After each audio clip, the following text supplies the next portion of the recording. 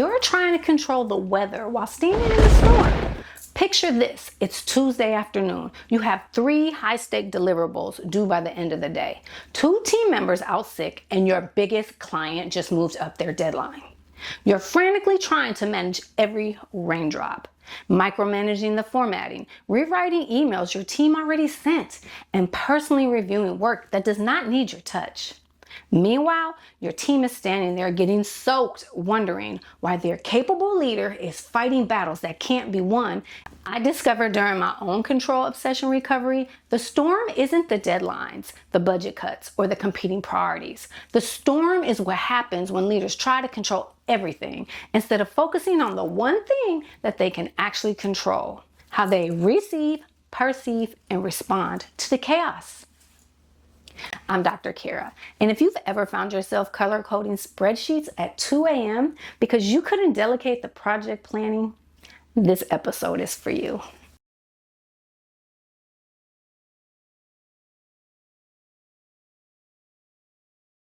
Today, we are tackling the biggest leadership illusion of all: the belief that more control creates better outcome. Spoiler alert, it doesn't. It creates exhausted leaders, disengaged teams, and what I call organizational zombies.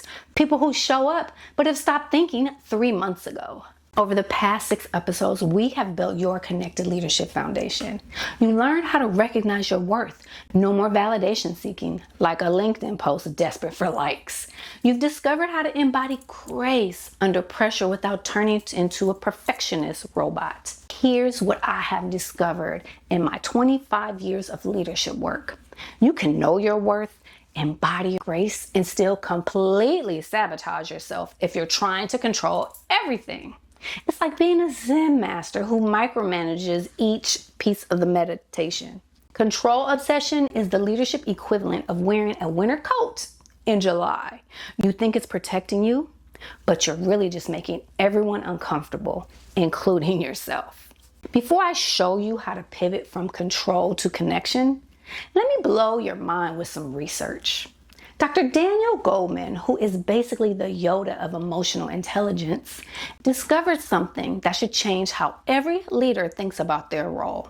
Nearly 90% of what separates exceptional leaders from average ones comes down to emotional intelligence. Not your MBA, not your years of experience, not even your ability to create color-coded project timelines. Emotional intelligence. Here's the plot twist.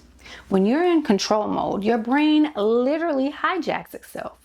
Your sympathetic nervous system goes full zombie apocalypse mode, and your prefrontal cortex, where all your brilliant leadership lives, goes offline faster than Wi-Fi during a thunderstorm.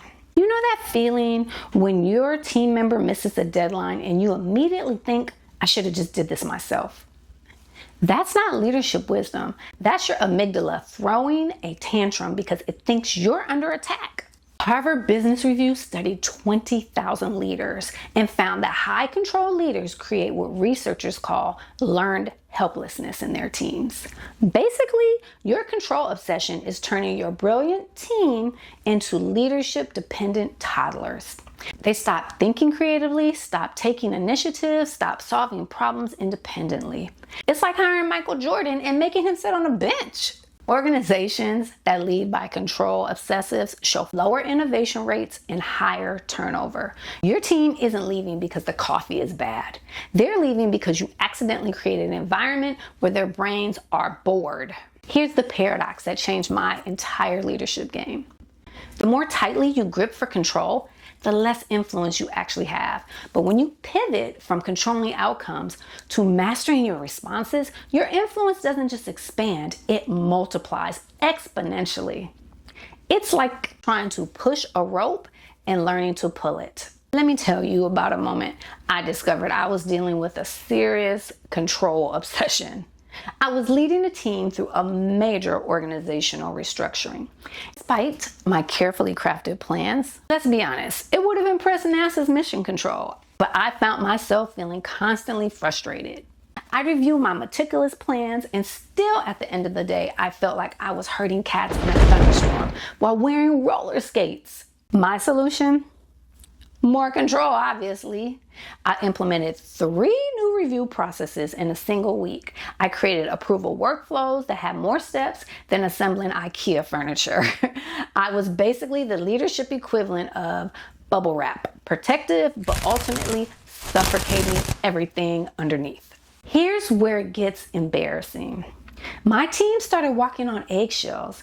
Innovation died faster than my last houseplant, and people began waiting for my approval on decisions that they were more than qualified to make. I had accidentally turned myself into the leadership bottleneck that I swore I would never become. Then my colleague, bless her brave soul, asked me a question that stopped me in my tracks. What is this feeling trying to tell you? That night, instead of reviewing more metrics, creating another tracking spreadsheet, I sat with that question. The answer hit me like a LinkedIn notification at 3 a.m. My frustration wasn't about my team's performance.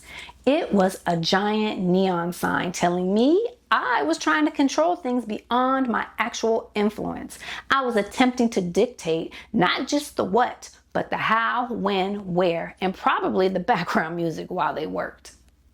That's when I discovered what I now call the pivot process.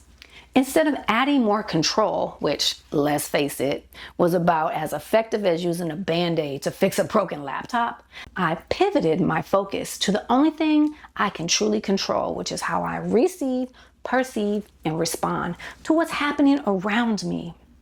The very next day, I walked into our team meeting and did something terrifying.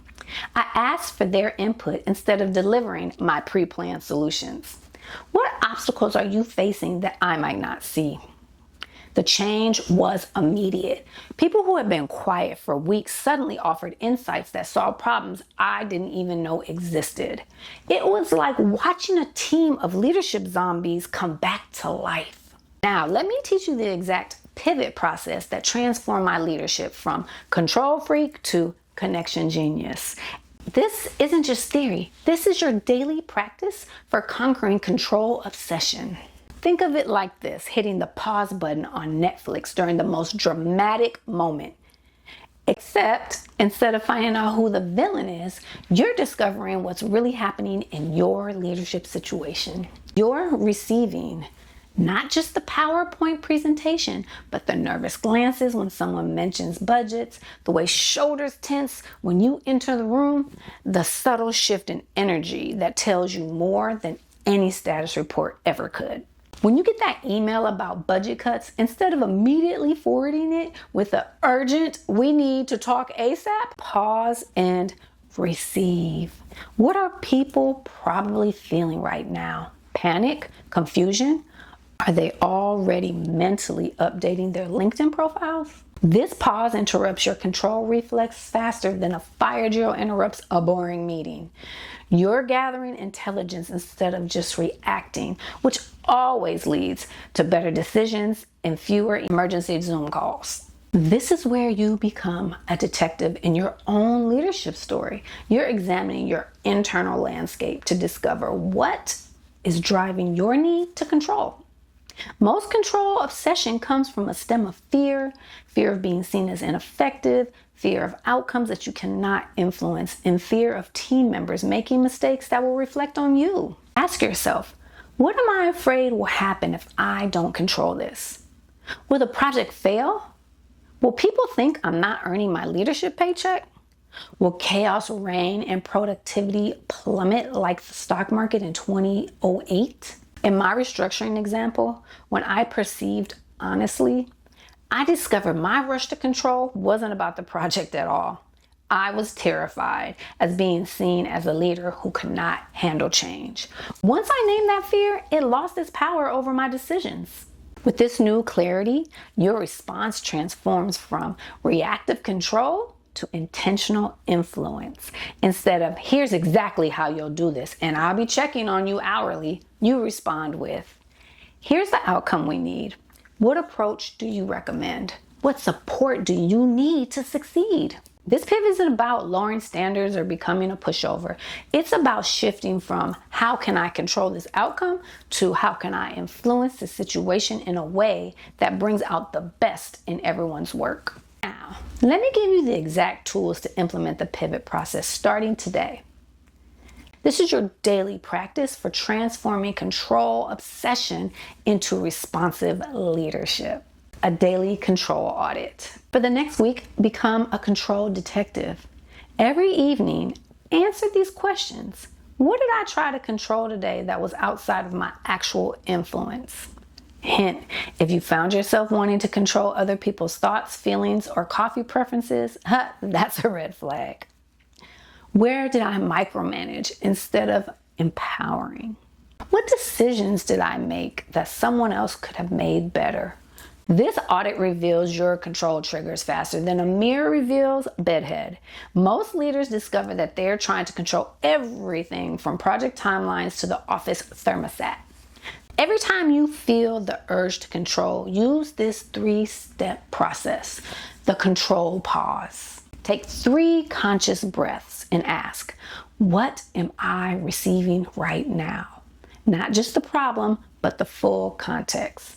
The stress levels, the capability of people involved, the bigger picture that your control-focused tunnel vision might be missing. 2, the fear check.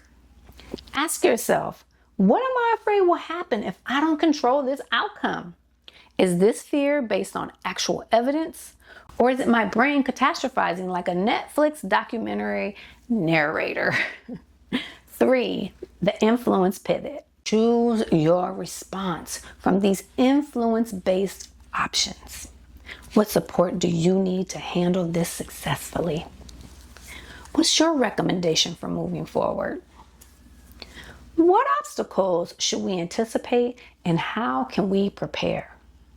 What would success look like from your perspective? Think of your emotions like smartphone notifications. When you feel frustration, anxiety, or the urge to micromanage, don't ignore these feelings or throw your phone against the wall. They are alerting you that something needs your attention. Instead of thinking, I need to fix this immediately before everything falls apart, ask, what is this feeling trying to tell me? What do I need to adjust in my approach? Am I trying to control the weather again? For the next 30 days, identify one area where you're over-controlling and practice the pivot process daily. Track how many decisions you delegated that you used to control. How's your team's initiative and innovation changed? Watch for people bringing solutions instead of just problems. How's your stress levels and energy improved? You might actually leave the office before the cleaning crew arrives. You're likely to see significant improvements with faster decision making, increased team ownership, and dramatically reduced leadership burnout. Plus, you may rediscover what it feels like to have weekends. Now, here's where the pivot process gets really powerful and where most leaders discover they've been playing leadership on expert mode when they could have been winning on normal difficulty. Wednesday, we're going to stress test everything we've learned. I'm going to show you exactly how to pivot when your carefully laid out plans meet reality and have an unfortunate collision. When multiple crises hit simultaneously, when stakeholders are breathing down your neck, and when you feel like you're losing control of everything, including your coffee temperature. Between now and Wednesday, practice the control pause every time you feel the urge to micromanage. Just 3 breaths and the question, what am I receiving right now? Watch how this simple practice changes not just your leadership presence, but how your team responds to challenges. Remember, the only control you have is how you receive, perceive, and respond. When you master that internal process, you don't need to control external outcomes. You need to influence them through the kind of connected leadership that makes people actually want to follow you.